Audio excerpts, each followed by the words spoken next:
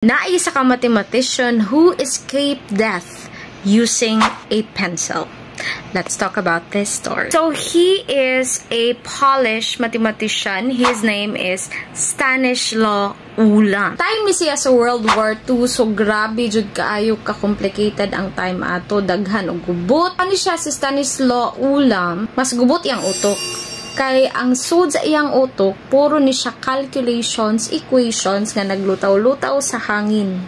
He sometimes called the human calculator of his time. Ang pinaka-turning point sa iyang story kay nadakpan siya sa isa ka Nazi camp. So in order to save himself, igo siya nangayo og lapis para musuwat siya og puzzles and equations sa iyang friends sa America. Now, these Nazi people, they don't understand equations. What Ulam is trying to say. Kaya of course, magtanong ka sa papel, oy mga math, maning, dito kasabot, sige, send the letter to his friend. Kaya wala man sa nakabutang diha nga, kukuha ako, or i-save ko, wala. Mura lang siya puzzle og math.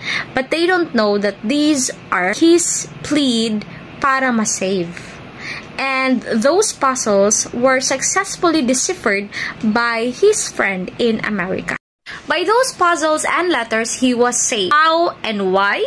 Remember my last video about the Manhattan Project. So, appeal siya ngadto. Ang US nangita og paagi para ma-save siya dito sa Nazi camp, kwaon siya one of the brilliant mind behind the Manhattan Project. So if you saw my video about the Manhattan Project, kung asa nakahimo sila og atomic bomb that unalived a lot of people in Japan sa Hiroshima and Nagasaki bombing.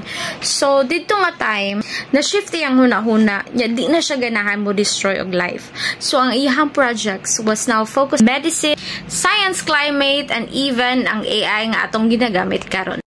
Kung ikaw ang nasa lugar ni Ulam, kaya ba nimo ma-save yourself using just a pencil?